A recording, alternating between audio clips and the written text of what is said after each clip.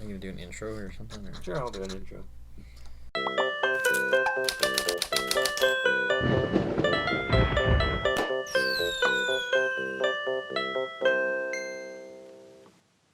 Welcome to Unorganized Thought, the podcast where Teagan has a mustache now. We were just hanging out with Teagan today, and we were having an awesome conversation about video games and stuff, and I went, why aren't we recording this? You know, we have him over anyways. And so we thought we'd just jump in front of the cameras and, you know, try and get back our flow of conversation definitely. with the least amount of awkwardness as possible. But yeah, I think what Teagan had mentioned is like, just as something to call it, is like the comparison of our memories of video games to how they're happening now, or how they're modern. I think our fond memories of like what we thought was well done. Yeah. I think that's a good point. What because our what memories used are to. skewed a bit too. Yeah. We were fond of a lot of things. Well, I think it's important that because like we grew up with games. Yeah, and then and it's how because like all of us obviously lived through it and like how they've changed so greatly I think in a couple ways, you know. Yeah. Definitely. And Yeah. so just to kind of re-stoke the conversation, I guess, just to go back a few steps as to what we were talking about, is just kind of how I guess kind of just the money grubbing of a lot of franchises. Yeah. You know, like we've mentioned on the podcast before in our Assassin's Creed Valhalla episode, is that like there was sort of this boom where video games then just decided we have to put out a game every year. Yeah. You know, and it became less about the story and more about shelling out something for people to buy. Yeah. And I'll say I think that really comes into equation when as soon as a franchise realizes when they have success and they realize, oh, we can just continually capitalize on that success, and they just do it again and again and again. And that's fine. Like I said, that whole license to print money thing, it's like it's really makes sense. Really, it's human nature to make money, I guess, but like it obviously, in my opinion, has put the quality of games down. I think. Because you're just pumping them out. Yeah, and the quality control, they don't put it. If you're putting out a game every year, like there's games that take 5 years to make, right? Exactly. And so when you're already working, they got to be working on them constantly, and they just put them out when they're sort of in this state of done, right? Yeah. I guess I don't know. I'm not a game developer. Half the time they're not done. Yeah, I'm not. I don't develop games, so I can't, because I'm sure it's very difficult, as well, obviously. But I don't do it. I don't know much about it. Yeah, definitely. And we just sort of we moved into, Teagan touched on the Call of Duty franchise and how like how that sort of became something of disdain for him. That I mean, it was never that well. I don't know what, because Doom, that was the first person shooter, right? Like I don't know. Quake. Yeah, I don't know when it would have been. It didn't have much originality even back then, right? Yeah. But I mean, anyone who knows anything about video games knows that Call of Duty just pumps out the same game with little tweaks and stuff, right, every time. And then now what they're doing too that I saw happen is like Fortnite obviously became massive, and then you see all these other first person shooters following suit with battle royales, which is I'm not blaming them. It's what they have to do to remain on top. But it's like, so Call of Duty now has Warzone, and they had Blackout before Warzone, which was I don't think it was very successful. I could be wrong, but they had that, and it's like I just see it, and I just have distaste. It's right kind there. of jumping on the bandwagon of what's popular, and that makes sense. And like we've seen that before, and I think we've talked about it on the podcast, where like the kind of the trend of video games, Telltale blew up for a while, and everyone had a story based game. You got Life is Strange and stuff. Not that either of those were jumping on the bandwagon of each other, but like you saw a lot of that kind of game pop out. Then Overwatch came out, and that team based capture point. I think stuff. Team Deathmatch or Team Fortress. That was before, right? Yeah, that was before. Yeah, but it was Valve. It kind of blew up a little bit more with Overwatch. Yeah, and not that Team Fortress wasn't huge, because I know that was a big game. Yeah, just had a resurgent popularity. A resurgence, You see that, and then that was a huge thing for a while, where nothing was bigger than Overwatch. Right. And then I feel like the next kind of thing that came in the wave was the Battle Royale, when which the first thing was what's it called? The like DayZ, PUBG. DayZ, but before that was I can't think of the name. The Culling. The Culling. Everyone forgot about the Culling. Yeah, I don't even know what that is. That was one of the first, and PUBG has been around for a while. Mm-hmm. But the Culling came out, and it was super Hunger Games-esque. Right. And it had the steam and the mist, and you'd pick up rocks and build blow dart or an axe and a spear, and that was, to my memory, I might be wrong. The audience can correct me, but that's the first battle royale that I took note of. Yeah. And then I noticed PUBG, and then Fortnite, and every other game. I just want to say, I don't mean to sound like I'm saying that these games suck. Like, this form of game is bad. Because to me, when you look at the biggest, most popular first-person shooters, that was massive online, right? Call of Duty, all those just first-person, they're just not great in my opinion. But all of them, small map, like, 20 people on per team, right? At most. But to me, the progression to 64 people or 100 plus, like Warzone, all online, and then it's this dash. It's a great system. Adapting on the first person style, and I think that all that we're kind of saying is that yes, it's adaptation, but it's adaptation because that is what is popular and that is what's making money. Well, and it's hard not to be somewhat critical of that because And there are games that we love that are born out of that. Absolutely. Apex Legends is the game that Kieran and I have been playing the most these days. I played Warzone. Like I said, I don't play it anymore. But like, I'm not gonna. As much as I'm not into this kind of game just because I just don't find it that fun anymore. I played a lot of it. Like I played it for like 2.5 seasons. I was like 65, like level 65, which is, I know that's not crazy high, but like that's some time, right? Yeah, it's time put in. And there's so much to say about. Because that's what we would do. Me, Bodie, my brother, and like one or two of his friends, we'd get together, all mic'd up, right? And you're talking, and you're on the same team, so it's a blast. Like, there's nothing really bad to say about it, Had it worked, I'm sure it would have been super fun for us to play with you. Totally, yeah. And I think that if there's any sort of theme that you're going to see throughout this podcast, it's the balance between making money and making good games. Yeah, well, this is something that I don't know if I pointed out before on the podcast, and I don't know why, like, maybe no one cares, but Fortnite wasn't a battle royale. That game was in production for a long time, and you saw beta tests and pre-release stuff. Rooster Teeth did a bunch of stuff with them. Yeah. They did an immersion with Funhouse for Fortnite. Wow. Before it came out. It was not a battle royale game. It was you build your defenses and defend against zombies. It wasn't a battle royale. And so sorry if I'm exposing Fortnite, but I doubt it. That's interesting. Yeah, they changed. So maybe they because and then there was a huge lawsuit with PUBG, and so I don't know. I've always had that in my head. And it's like we mentioned on a podcast a little while ago, is that it seems like there are these sort of inner workings that people don't see, like almost like corporate espionage kind of stuff, where like in movie studios you see, look, here's a biopic about Freddie Mercury. A month later, biopic about Elton John comes out. Well, there's two Thor movies that came out at the same time. And they had to have been in production at the same time because that's how movies work. It wasn't they saw the Freddie Mercury I saw a trailer one. for another one though, like recently. I think that stemmed out of when Straight Outta Compton came out. Yeah, right. And because that was huge, and so then they went, "Oh, we need to tackle these celebrities with interesting stories." But what I'm saying is, like, you know, the Rocket Man had to have been in production at the same time as Bohemian Rhapsody, and so that seems like a sort of thing where they heard, oh, there's biopics going on, we each have to pick one. Same thing with Quiet Place, a monster who like goes off of a sense. Bird Box came out at the exact same time as that, which is, you can't see the monster. I think what's really key in what you're saying though is like it's within all of entertainment, and it's just once again, I'm not saying this is a bad thing. It's the only thing that's bound to happen because at the end of the day, it's all about money.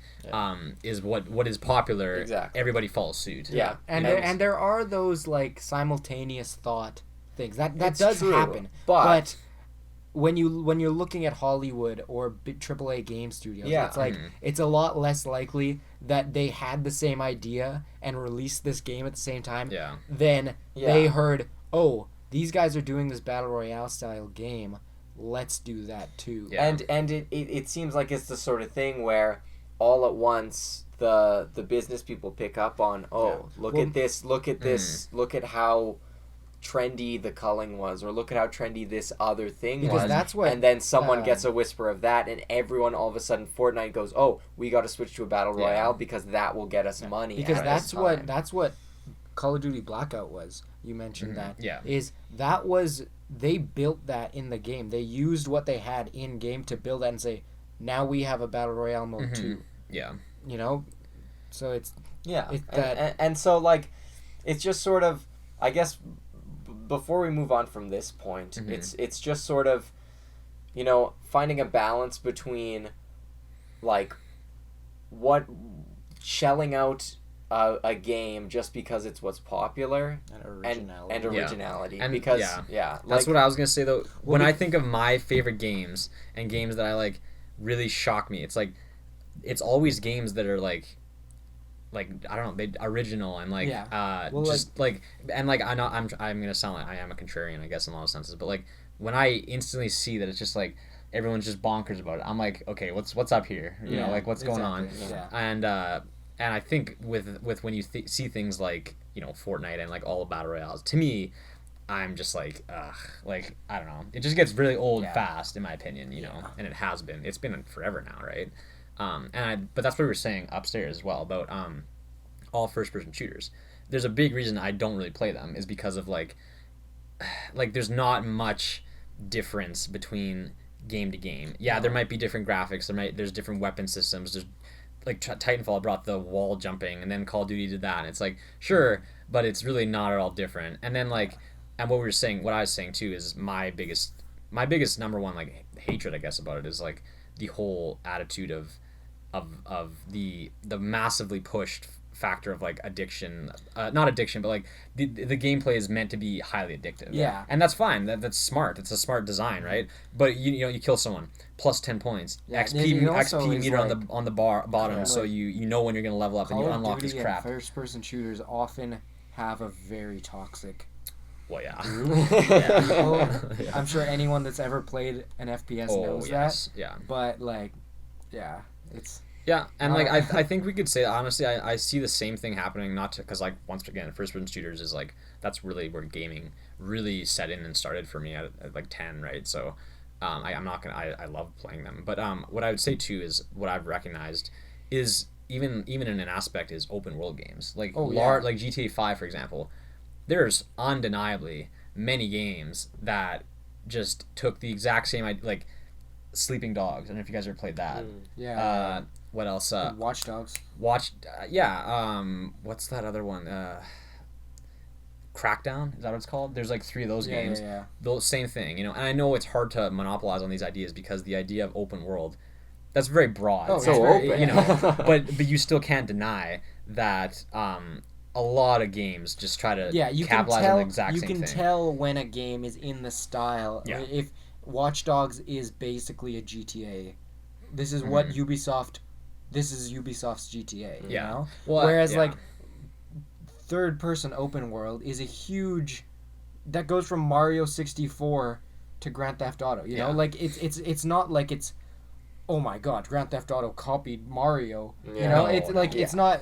It's just such a wide spectrum. And I think like I would say the same thing about in a sense I would say the same thing about Grand Theft Auto games as I sort of would about COD. It's like we have 5 Grand Theft Auto games, right?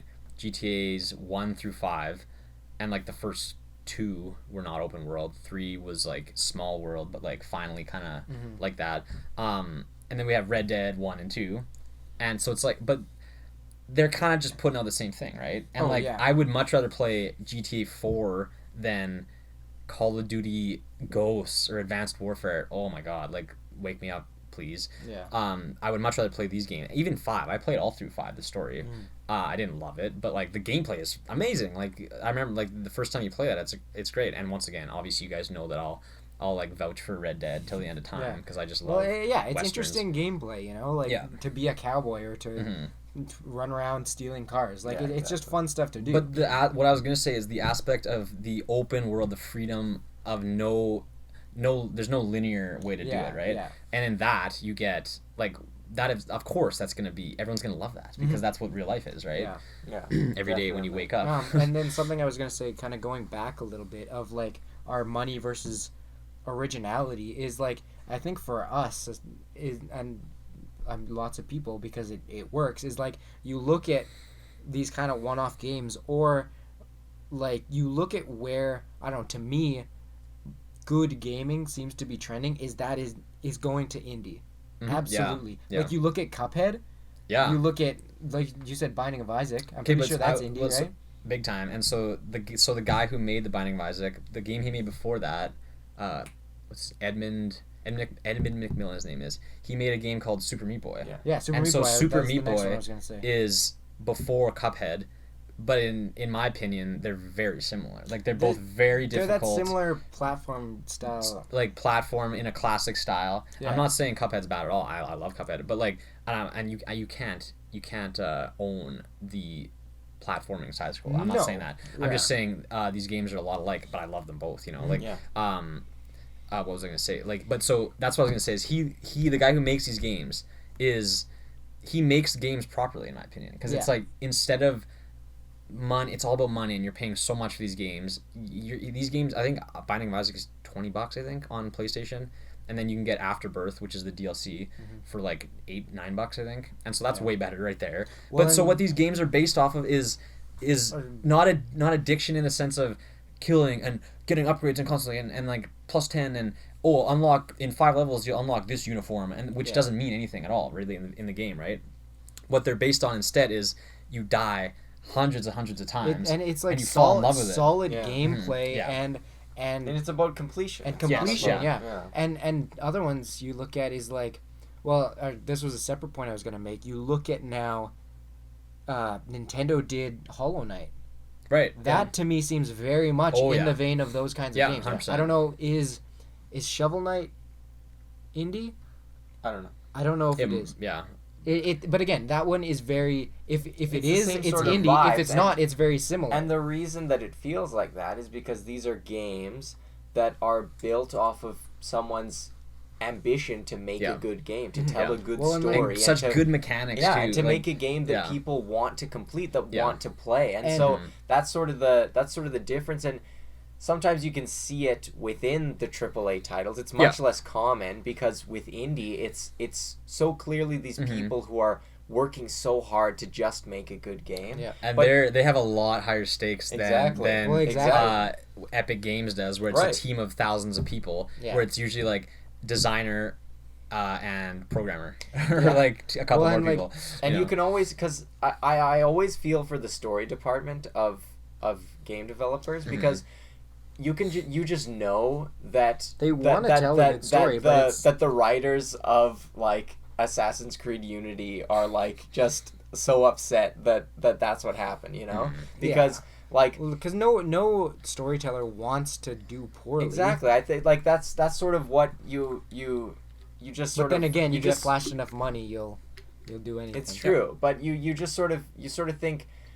I feel like with even with AAA titles, when they have whole divisions dedicated to story, you know that those people didn't just pick an idea and run with it because they had to. Yeah, and like that's kind of what I feel like. The people who develop the story are like, it's actually a story to them. It's not just money to them, and that's why Apex Legends. That's why I like Respawn. It. That's why I like Respawn. You know, they did Apex. They did Jedi Fallen Order. Yeah, and though they are a subsidiary of EA, which is possibly the worst of the worst. I have something to say about EA. You know, Respawn seems like a company and group of guys I say broadly, I'm not assuming that they're all both. Yeah, of everyone, is that they seem like they care very deeply about the stories they're telling and what the games they're making, you know? You look at Titanfall or Apex or Jedi Fallen Order, the stories are all very good. Yeah. And the gameplay is all very good too. Yeah, and so, that's what you can tell, and that's why, and I think that's why you say indie is is on the rise because it just comes down to people who care about the story that they're telling. And say what you will about it, it's not. I don't know that any of us have played it, and I'm sure Teagan will probably vomit. But FNAF is huge. I don't know what that is. Five Nights at Freddy's. You know, no, like that's an indie game, and it is like one of the biggest games in the world. Play that, yeah. You know, like I mean, yeah, I don't have anything against it, but like there's not enough there for me to. It's not enough in depth. It's like, just like what I wanted to say though, big time was what drives me most crazy about, and this is not a new thing really with games. It's really been like at least a decade old now. Like, and this goes back to with indies too. That indie games do a lot better is. They make you learn the game through the game. Yeah. Through setting up challenges that your brain has to solve on its own and do. And in that, it goes, oh, I learned something. And that's people like that. Your brain likes to experience that. And so when you get games like where there's signs that have, you click on them or that you hit A or whatever, and speech bubble. Press A to jump, and then press B to do this. And it's like, oh my god, like I don't care at this point. Like it's all lost on me. And I hate that. And like I understand a lot of games are really complicated and you need to have some sort of teaching, but a lot of like your game is gonna be better, and the person's gonna have a way better experience when they feel like they've learned it themselves. When they've died 100,000 times and they finally get over it, that's way better than, oh, I got a new cloak for my character. It's like, okay, it doesn't mean anything. Yeah. You know. Another example, Minecraft wasn't a AAA, right? Technically not. No, Notch made that. Yeah. Notch made it. Yeah. You know that wasn't a Great giant game. Microsoft bought it now, but like, and even now, it still seems like something that is very just creativity centric. Yeah. You know, like it's about creating. It's always been about creating. There's this secret lore that MatPat has slowly been unraveling on the game theorists, but it's always been about giving a game that people can just have fun with, you know, and like, and that's what's important, and that's what, and you can notice it when a game is like that, and that's why, like, you know, you can, like I was saying, you can notice when a studio may be somewhat at war with their story department because, you know, they're trying to craft this great story, but then it's crunch time, you know, all the time. I can imagine that working at Ubisoft is a nightmare because it's just crunch all the time. Yeah. You know, and so I think that you well, that's another example of patience and you know, creative liberty, you know, like give creators you know, just full creative control, give them enough time to create something wonderful, and people will appreciate it so much more than just pumping something out. Oh, I know. I get it. And like what I really want to say about EA, and like I know you guys really need to play the Dead Space trilogy, like really bad, because, and there's this video I watched, I think there's a couple videos called like, I think they're called like The Fall of EA, and this is not new at all, obviously, but like so EA made, or Irrational Games I think it was called, I should look this up, I forget. Anyways, this company made the first Dead Space, right? And then EA supported them financially to get it made. Yeah. Same with the second one. The first two are amazing, basically. Like, and I'm not going to say much about the story because you guys get it. The third one is like, I think the way I've seen it best described is like just a crap action Hollywood movie put in Dead Space.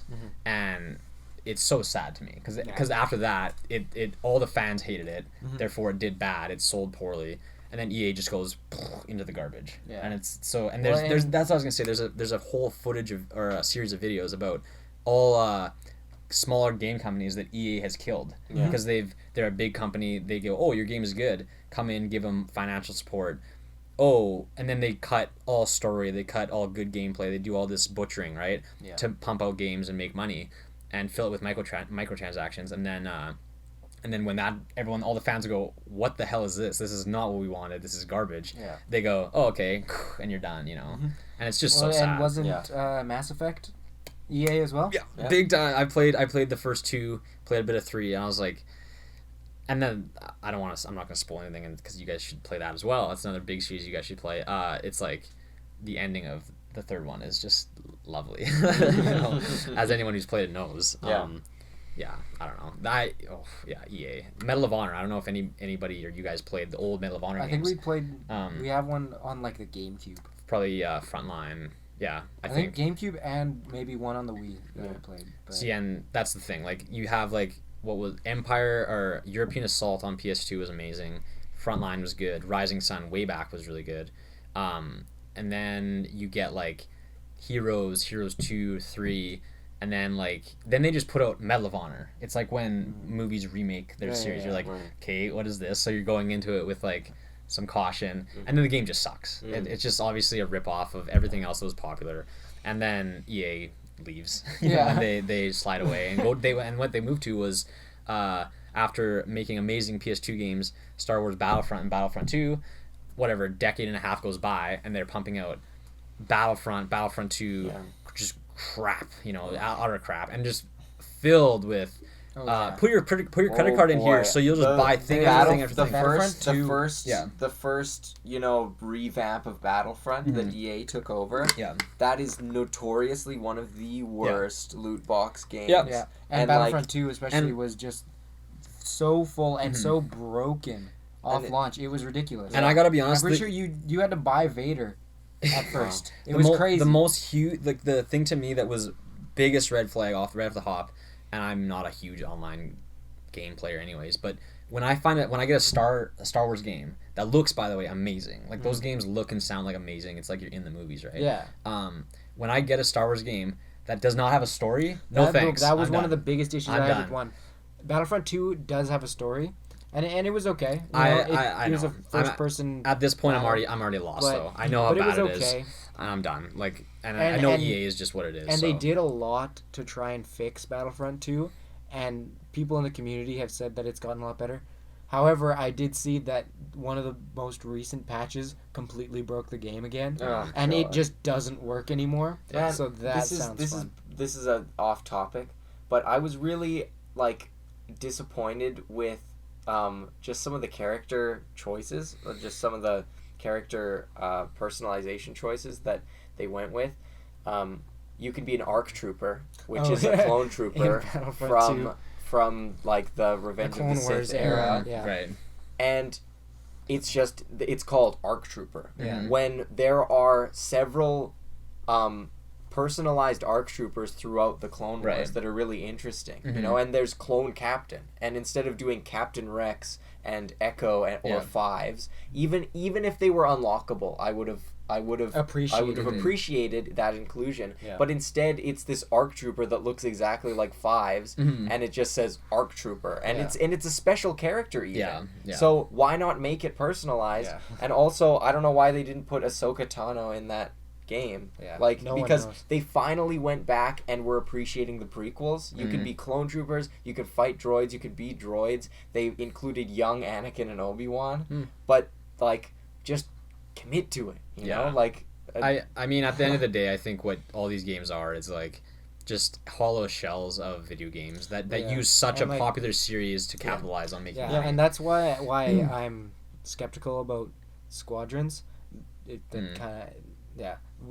They announced that recently. I'm not going to say exactly when, as to date this video, but they announced it, and now we've seen some gameplay, and it does look different, but I'm skeptical to see how different it will be, because in Battlefront 2 you can play first person in a ship, and so in my mind I'm just going, well, they probably just lifted that mechanic and made it its own game. And didn't you say that EA is pulling...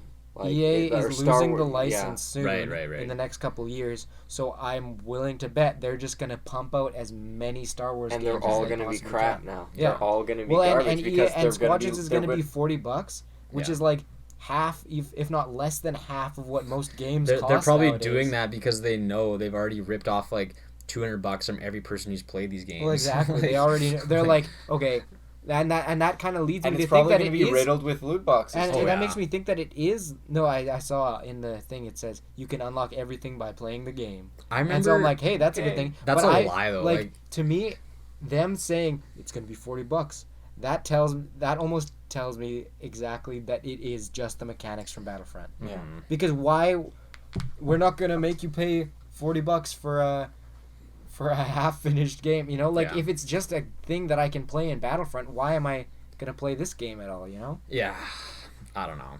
it's bad. Like, I don't have any grace in the, like, EA and Ubisoft, for example. I have no, like, I just don't play any of these games. That and, like, Call of Duty, like, these are it's the same attitude I see towards Hollywood movies right now. I'm like, these are all coming from the same place for the same reasons. I just stay away because it makes me angry, and I don't like to be around it. Yeah, and I think it's that, just like, too expensive. Yeah, exactly. And, like, it's becoming a moral question. We love Star Wars, and I love new Star Wars stories that aren't garbage. Mm-hmm. And it seemed like Fallen Order is gonna be, and it seems like Fallen Order is that now that we played it. But at the time, it was like, this looks like something I want to play. Mm-hmm. Yeah. And it's like, but it's EA, and I don't want to support EA. But Respawn. And it's Respawn as well, and so it's this weird subsidiary sort of situation. Like, it's the same thing as Dauntless. With it's Epic Blizzard. Games, but it was made by the same people as Fortnite. BioShock, is what Lisa said. I thought didn't 2K. I say that? Yeah, 2K. Like I don't know, but it I don't know if from the people who did something on the original BioShock. She said, and so I think I may have known that. And so it's sort of this weird middle ground where you want to support the people who actually made the game, but that money's going straight to EA's wallet. Well, yeah. Or Epic Games or whoever. Or Epic Games. I'm sure they get paid, but like it's obviously not for the sake of, I don't know, like they're just gonna follow it up next year, or next 2 years, And it's like, it's just sort of navigating this weird road of corporate evil and actual creativity. Yeah, this is everywhere though. Yeah, it really is. Like, it is. I would say movies are in the same state right now. Like, completely. Like, I'm not gonna get into this, but we'll have another one where we talk about movies. Yeah, definitely. And it's just like, that's why even when a game like Fallen Order is from EA, when you can tell that for this one they did give the writers enough enough liberty, they gave the game developers enough liberty, then I find it somewhat okay, because like, I'm skeptical about them doing a sequel. Yeah, they are doing a sequel. That's true, and so it's just sort of like, and games like Apex that we keep going to is that, yes, it's a battle royale, and yes, it's EA, but you can tell that they put thought into these characters, and it's the Titanfall universe, and so they put thought into that universe. And that's one of the biggest draws to that game. You see online, so many of the fans of it are like, I love the characters, and for us especially, like, Aidan loves the characters, I love the characters, and that's, Aidan's always talking about how no matter who they put out, he's always gonna play Gibraltar because that's like his favorite character, I just love him. Exactly, and so like. And so when you have good characters like that, people will play your game. Yeah. And they'll remember it and say nice things about it at least. Yeah, exactly. And it just sort of, it's the sort of the same thing with movies, like you're saying, when you can, as long as you can still see that the person who wrote this, got to execute the vision that they wanted to and got to tell something interesting, then I'm okay supporting, well, not supporting, but I'm okay shelling out a few bucks to go and see this movie, even if it is a big company. No, like, I think that's not my issue, is just like when it feels like to me the same movie again and again. A good example of that is again. Taika's movies. Like Hunt for the Wilder People, or What We Do in the Shadows, or Jojo Rabbit. Okay. Anyway. Like, he's a very distinctive director, and he makes. I think doesn't seem to agree. No, I agree. I just think there's bigger cases out there. Oh yeah, like Star Wars, and I mean Disney. Every single movie they've made is just this horrible. No, I'm saying, like, for good. He's on the good side. Oh, okay. All of his movies seem like this is what he wanted to make. Yeah, this is the story he wanted to tell. No, I thought you were saying that he was like that, and I was wow, out of all the examples, no. I was like, I'm saying that he's like on the good side. A movie in 2020 that is just endless Nazi imagery is beautiful. Like, I like it. Not because I like Nazis, because it's ballsy. Because that's that's, I wasn't saying that he's an example of the bad things. I'm saying he's a great example of a very distinctive director who he always tells the story that he wants to tell, and it seems like he does things the way he wants to do them, and I respect that. And this is what I was gonna say along with this is when I see a series that is, once again, like Star Wars is a great example. I know you guys love this Star Wars, obviously more than I do. But so I'm sick of hearing there's a new Star Wars movie. Honestly, like I'm tired of it because guess what? They've been crap for like not all of them have been crap, but like the ones I've seen have not been good, and they're the same movie over and over again. You know, it's like. To me, it's just like I don't even want to watch these movies. That and Marvel, all superheroes. It's just like boring. Leave it alone. Like, and it's all way like huge budgets and then just huge money all the time. You know, and it's just why I don't like it. That's why Jojo Rabbit, like great example. Like that and Death of Stalin. Just like movies about like really dark history. Yeah. Like. Please, I'll watch this 10 times. Very creative movies, you know? And that's the thing, though, where it comes to... The reason crap movies, and, like, this is what I was going to say, is sequels. I don't want another sequel or a remake. Don't give me a sequel or remake. Please don't. Just don't do it, because I'm not going to go watch it. And most people aren't anymore. Like, it's going out. And, like, that. But the problem is movies that are original, clever, weird... like really out there. Well, Taika gets so much flack. They don't make money though. They don't make money because idiots. Just I need my whole family to go to this movie. You know, like let's go see Marvel 44. You know, it's like okay, Avengers 22. You know, no thanks. And again, we've talked about this before with you. Me and Aidan like Marvel movies, and I like some of them. I do. Yeah. I'm not saying all of them are bad, but like you can install the superhero formula into every single one of these movies, and that's fine. And so like we've talked about it. We understand. Mm-hmm. We definitely understand your outlook on it, and we'll never disagree with you on that. But like I don't know, we love the stories that it tells and the way that it builds a universe. Yeah, and to me, I see it somewhat in the same vein as what I was just mentioning. That like I think that for and obviously I see the flaws that you see in some of the movies. It's undeniable. You gotta be honest. Yeah. But I think that it's similar to what I was saying, that for sort of the I guess the bigger picture, and for certain of the movies that I like a lot, it's what I was just saying, that yes, it is made by this big corporate Disney, but I think that they did good thing, like they allowed the writers to, and that's kind of something you do see, like kind of halfway through where we're at in Marvel is like you see there was kind of a dip where it's like you get your Thor Dark World, you got like Iron Man 3, you know, like that. Then it really felt like we're meeting the formula, we're pumping these out, you know. But then it kind of felt like almost a resurgence once we got like Winter Soldier, and the Russo brothers did great on that. Then we got Ragnarok, which was Taika, you know, and so it's especially now it's seeming like they're realizing that they don't want to just be the formula over and over again. Good. And so they're getting these creatives and saying, let's get Taika in to do this and put a spin on it that's not the same as before, you know? Yeah.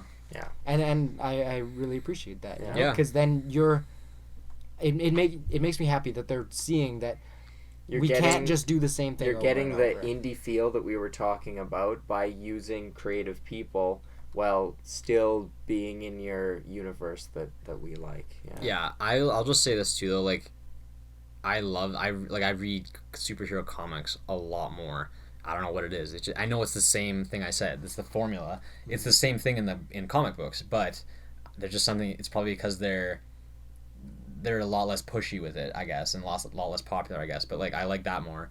I'm just so done with the media of all of it. Where I'm like, again, like I said in the story we had today, I cannot watch another superhero TV show. It's like it's just been like a stack of them for the past 5 years. TV is just all that CW crap. But let's be honest. Like Netflix, it's like there in the past 5 years, there's just been this vomit of superhero TV shows onto Netflix, and from both Marvel and DC and other places. I don't even know. Like it's just like I'm bored at this point. You know, I need other things. I need other media. I guess that's just me. But it's not that the formula is bad. It's just like I need something else. Yeah. You know, I need to change it. It's That's like why movie like 1917 just blows me away. Oh completely, yeah, you know? yeah, and I completely agree with that. Yeah. I love the break in the formula when we get these one-offs. 1917 again, Jojo Rabbit. We keep mentioning totally these ones, and I'm excited to see Tenet. Like that, it's Christopher Nolan's next film. Yeah, right. Okay. It's these films that don't have to be part of a franchise and all these things, and I like that. Again, I like Marvel movies and all that stuff, but it is nice to see these other things, you know. Yeah. And like when I watch, I think a good example is like when I've seen the few Marvel movies that I've seen, because it was really all I could take, honestly. When I see those, it honestly all it makes me think of is the first first three Raimi Spider-Man movies, which were great except for 3, right? But like nothing changed in my opinion. Like I think of that, then I think of like the Andrew Garfield ones, and I'm like, yikes, man. Well, like, see, but that's the same movie over again. That's all Sony and just. I know, but it's the exact Sony's same the movie. EA of the you can literally movies. compare the scenes. Tobey Maguire, Andrew Garfield. Oh, yeah. Obviously, I like the Raimi ones more. I don't think anyone likes Andrew Garfield's movies. No, and I like him though. Like he's great. He's not against him. Great, but those great Spider-Man actor. movies are. Oh boy, yeah. We don't have to talk about that. But like, that's all I was trying to say. It's like when you can like why do we have the exact same movies? It's because they make money. They just reprint them, remake them. You know.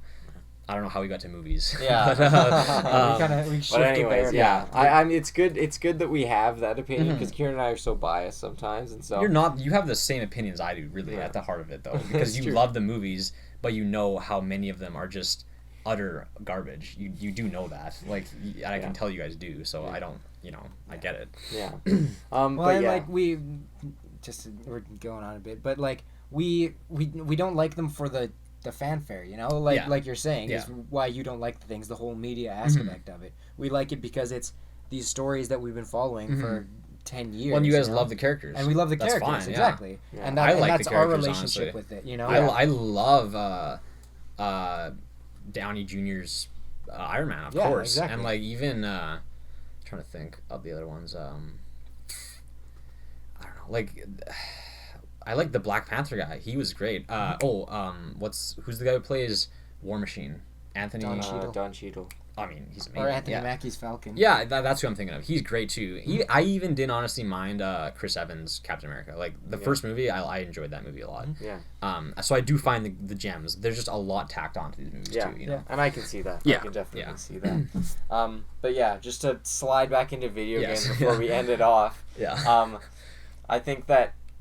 If we're gonna make some closing remarks, it would just be that like, just let the creativity flow. I feel like this is a very common theme for our podcast. We always kind of come back to this. This point. It's that like like Kieran said, indie games are all the rage and are so popular and blow up so much because they're these people who care so much about making a story and or a gameplay that people care about and will enjoy, and it feels close knit because these people care about their community. And when you have EA, they're a part of the community, which is exactly when you have a $560 million budget, there's not a community that like you're not really a part of.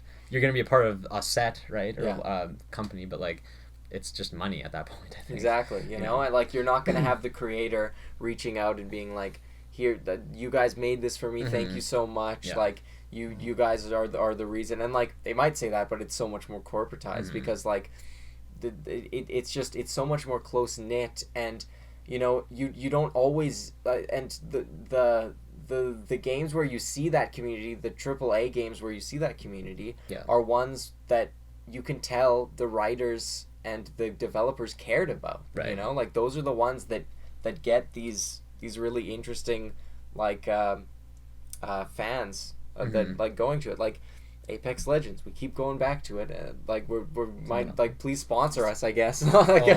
Please sponsor us. Is that like people love these characters, they love this story, and like I think that Respawn is much more of a community. Mm-hmm. It's just unfortunate that they're owned by EA. But like the same can be said for any game that people put care into, because people will notice that, and people will build a strong and supportive community based off of that. Yeah. And like I'll say this to kind of be the opposite of what I was saying before. Like, just because it's a big game does not mean it doesn't have that. Because I can think of the biggest example I can think of in the recent years is Red Dead 2. Like, Red Dead Redemption 2 has an amazing story, or I mean Red Dead Redemption in general, because that's what it is. And that's Rockstar. Like, that's the biggest game company. They didn't just pump it out. No, it took years 5-6 years, and then they delayed it in the final year, like 7 months again, and then and I know you guys haven't played it yet, but I think you're gonna like it. Like, I really do, and that's, I don't mean to say that they're all bad, but and I think that can be said for basically anything. If it's the games or if it's movies, like, so long as it's creative, you're taking the time and you're doing it the way you want to do it, then it then just because it's AAA or big Hollywood doesn't mean it's necessary. And obviously all the biggest games that have the most money into them are gorgeous, but well, that did you see the that trailer for the new Unreal Engine? No, I did not. I just I know that everything new is coming with PS5. That just means better graphics, speed, which is always exciting. Of course, I mean, it's just gonna keep getting more and more, and VR is getting better, so it's gonna be awesome when everyone has VR. Oh yeah, just gonna live there. But so I think basically our moral is let the creatives create. That's all I've got, really. Any closing remarks there, Teagan? No. That's probably not. Thanks for watching. Thanks for watching. Give us a like and a comment. I want comments. I want people to tell us what you thought about this, and we'll be as honest as you possibly can. We like to interact. Even if it's really offensive. Yeah, definitely. Especially towards Teagan. Yeah. Do you like his mustache? just tear him apart. That's what I get. But thanks for watching. And see you in the next one. See you in the next one.